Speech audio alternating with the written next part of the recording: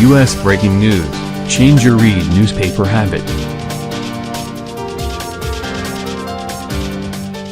A police officer was fatally shot early Friday evening during a confrontation with a suspect who was later found injured, but died soon afterward.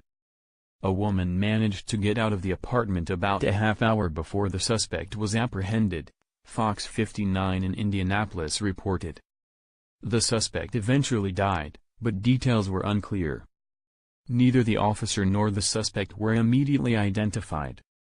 It is another tragic loss for the Wabash Valley and the Terre Haute Police Department, Sergeant Joe Watts of the Indiana State Police said in announcing the officer's death.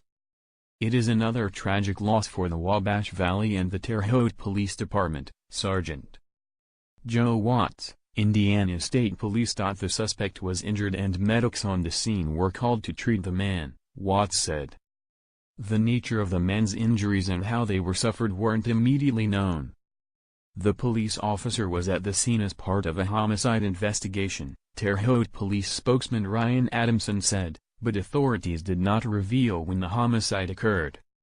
Adamson said a suspect in that homicide opened fire and killed the officer, who later died. No additional information was immediately available on the male officer who was killed. Terre Haute Police and police from other agencies surrounded the building in the Garden Quarter apartment complex on the city's south side shortly after the shooting, Adamson said. Officials called the area dangerous and urged residents to avoid it.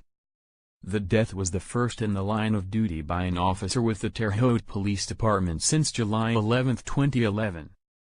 That is when Officer Brent DeLange was killed while serving an arrest warrant with the U.S. Marshals Fugitive Task Force. The 34-year-old long worked for the department for 6 years. The Associated Press contributed to this story.